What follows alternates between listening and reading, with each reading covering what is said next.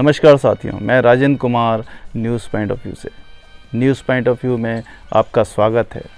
अगर कोई आपको परेशान कर रहा है, कोई तंग कर रहा है, कोई शोषण कर रहा है, इस पर पहला वीडियो, पहला पार्ट आपने अगर नहीं देखा है तो उसको ज़रूर देखें। उसमें मैंने बताया है कि कैसे एक पीड़ित आदमी एक पेशेवर वकील से और एक राजनीतिक रसूख रखने वाले नेता से निपटता है, कैसे उसको सबक सिखाता है। इस वीडियो में मैं आपको बताऊंगा कैसे एक पुलिस अधिकारी से, कैसे एक नायब तहसीलदार से और एक रसूखदार सूदखोर से पीड़ितों ने काबू पाया। इस वीडियो को अंत तक ज़रूर देखें, ये आपके लिए बहुत उपयोगी होगा। साथियों, कोई भी आदमी अपने से कमज़ोर आदमी को ही सताता है। कोई भी आदमी आर्थिक रूप से या शारीरिक रूप से कमज़ोर नहीं होता। आदमी कमज़ोर होता है उसके मनोबल से। आज मैं एक वीडियो देख रहा था जिसमें एक साइकिलिस्ट जिसका एक पैर नहीं था, उसने साइकिलिंग में कई कीर्तिमान रचे। वो शारीरिक रूप से भले ही अक्षम था, लेकिन उसका मनोबल बहुत ऊंचा था। आदमी किसी के घर में जब भी पत्थर फेंकता है जब उसको मालूम होता है कि ये पत्थर वापस नहीं आएंगे। अपने आप को ऐसा बनाइए कि कोई आप पर जुल्म न कर सके, कोई आप पर पत्थर ना फेंक सके। सफलता पाना कोई एवरेस्ट पे चढ़ना नहीं होता, बार बार गिरकर उठना ही सफलता है। जापान में कहावत है कि 7 बार गिरो 8 बार उठो। तो अपना मनोबल ऊंचा रखिए, जुल्म को ना कहिए। मैंने पहले वीडियो में भी आपको बताया था कि ये वीडियो बनाने का विचार मुझे एक ओशो की युक्ति से विचार आया। ओशो की युक्ति है कि जब भी कोई आपको परेशान करे तो आप भी उसे डराना शुरू कर दें। वो आपको परेशान करना छोड़ के अपने आप को बचाने में लग जाएगा। तो आइए आज का मैं पहला वाक़या बताता हूँ एक पुलिस अधिकारी का। एक हमारे परिचित हैं शर्मा जी, उन्होंने एक पुलिस अधिकारी से एक मकान ख़रीदा, एक फ्लैट ख़रीदा। वो पुलिस अधिकारी शर्मा जी के दूर के कोई रिश्तेदार थे। फ्लैट ख़रीदने के बाद फ्लैट का जो सौदा हुआ था वो 30 लाख रुपए का हुआ था। अचानक 1 साल बाद शर्मा जी की आर्थिक परिस्थिति कुछ ठीक नहीं रही। कोरोना के कारण काफ़ी मुसीबत में आ गए थे, तो उन्होंने फ्लैट बेचने की सोची। जब फ्लैट बेचने निकले तो मालूम चला उस फ्लैट की कीमत 20 लाख से ज़्यादा की नहीं है। 1 साल पहले जब आपने ख़रीदा था तब भी 20 लाख था, कोरोना के बाद भी 20 लाख है। शर्मा जी को बहुत सदमा लगा। 1 साल में 10-15 लाख रुपए का नुकसान कैसे हो सकता है। रिश्तेदारी होने के कारण उसने खरीदते वक्त कहीं कुछ पता नहीं किया था। शर्मा जी ने सोचा ये कैसे रिश्तेदार हैं जो रिश्तेदारों को ही चूना लगाते हैं, उनके विश्वास को तोड़ते हैं।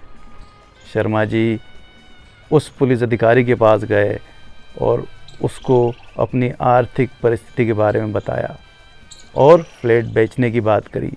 वो किसी भी प्रकार की सहायता करने को राजी ही नहीं हुए।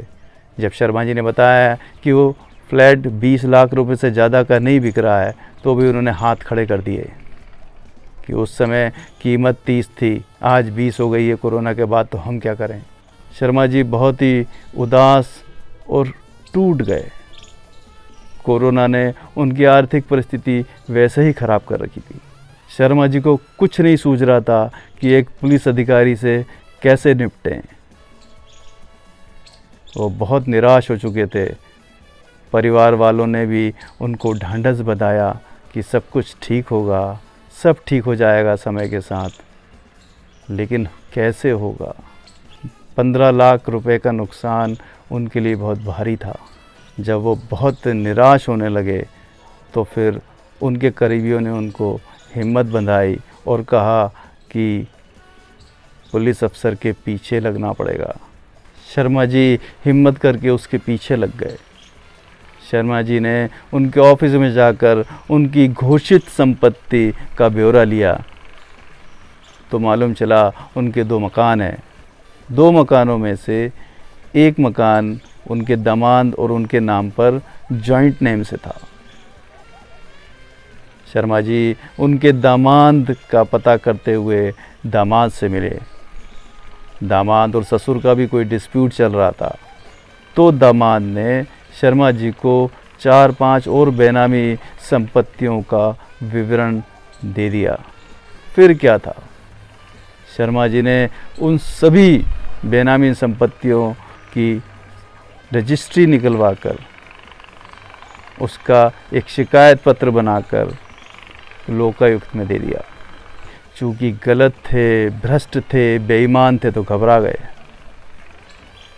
घबराकर वो सौदेबाजी पर उतर आए और पता लगाने की कोशिश करने लगे कि किसने शिकायत करी। पुलिस का रौब जमाने की कोशिश करने लगे, लेकिन वो फंस चुके थे। उस पुलिस अधिकारी को ये भी बताया गया कि वो जिसने शिकायत करी है वो आपकी शिकायत EOW ED में भी करने वाला है और इनकम टैक्स में भी आपकी शिकायत संपत्तियों के ब्यौरे के साथ करने वाला है। वो उस आदमी से मिलने को तड़प रहे थे जिसने शिकायत की थी। जब वो बहुत परेशान होने लगे और उनका अहंकार टूटने लगा, तब शर्मा जी ने उनसे मुलाकात करी।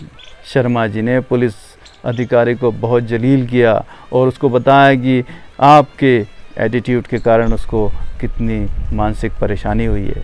पुलिस अधिकारी ने शर्मा जी को पूरा पैसा वापस किया और शर्मा जी ने फ्लैट वापस किया।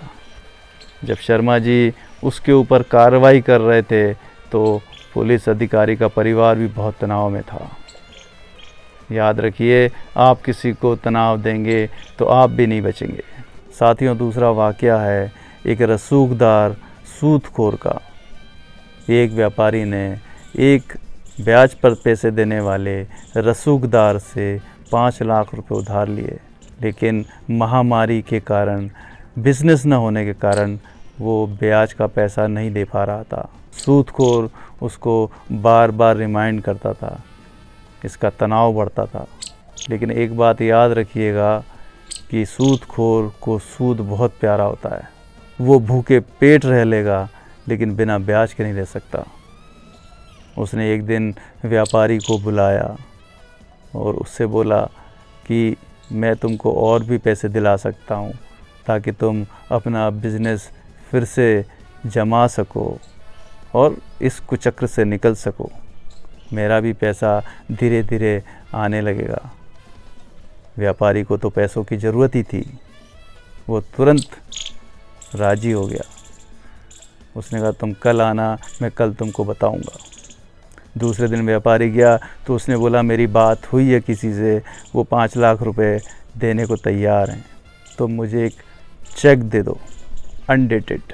व्यापारी ने उसको 5 लाख रुपए का चेक दे दिया।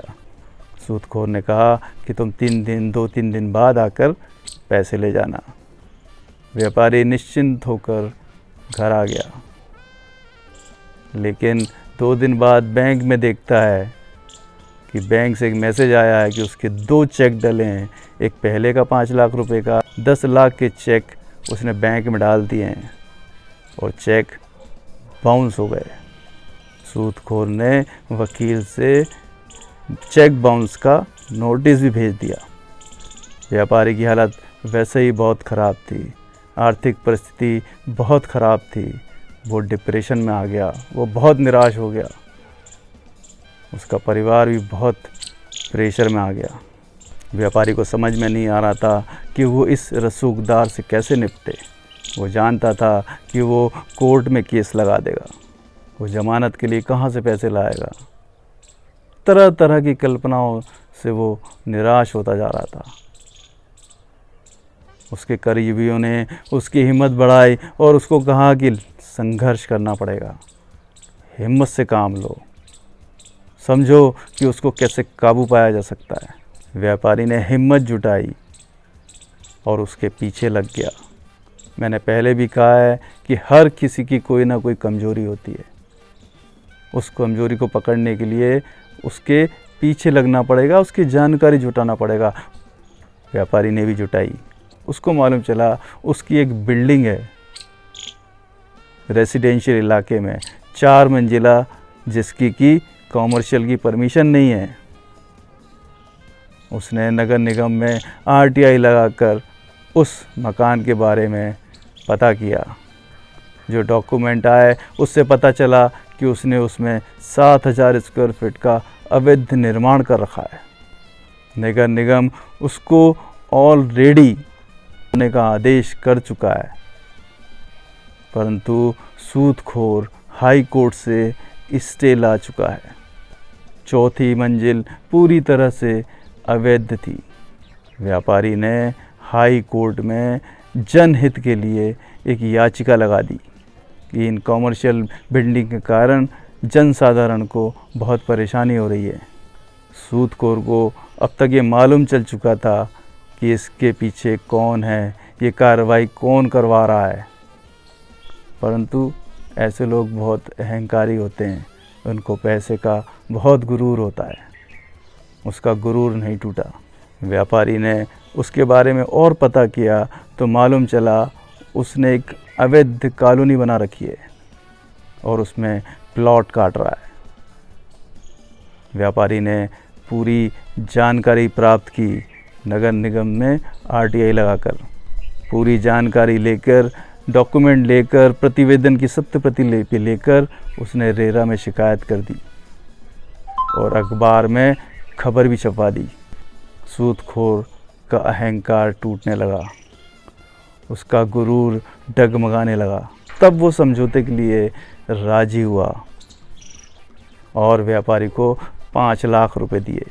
व्यापारी ने धीरे धीरे अपना धंधा व्यापार फिर से जमा लिया। याद रखिए, जब तक आप संघर्ष नहीं करेंगे तब तक कोई भी सॉल्यूशन नहीं निकलेगा। हम आए दिन ये खबरें पढ़ते रहते हैं कि सूदखोर काफ़ी परेशान करते हैं लोगों को, काफ़ी लोग आत्महत्या भी करते हैं। अभी मैंने भोपाल में एक खबर पढ़ी थी कि एक पूरे परिवार ने सूदखोरों से तंग आकर सामूहिक रूप से आत्महत्या कर ली थी। बड़ा ही दुखद है। आदमी को हिम्मत नहीं खोनी चाहिए। हिम्मत रखिए, कोई ना कोई सॉल्यूशन निकलता है, कोई ना कोई समाधान निकलता है। तीसरा किस्सा है एक अहंकारी बदमिजाज नायब तहसीलदार का। हमारे एक परिचित हैं क्षितिज। क्षितिज ने प्राइवेट बैंक से होम लोन लिया, लेकिन किसी कारणवश वो ईएमआई देने में असमर्थ था, तो बैंक क्षितिज के पीछे रिकवरी करने के लिए लगा हुआ था। क्षितिज ने भी डीआरटी में केस लगा रखा था। इस बीच प्राइवेट बैंक ने कलेक्टर ऑफिस से पोजीशन ऑर्डर निकलवा लिया। यहाँ से क्षितिज ने डीआरटी से स्टे ऑर्डर भी ले लिया, लेकिन इसी बीच नायब तहसीलदार ने उस मकान पर बलात् कब्जा कर लिया। क्षितिज की पत्नी, 2 बच्चे, माँ बाप सभी थे।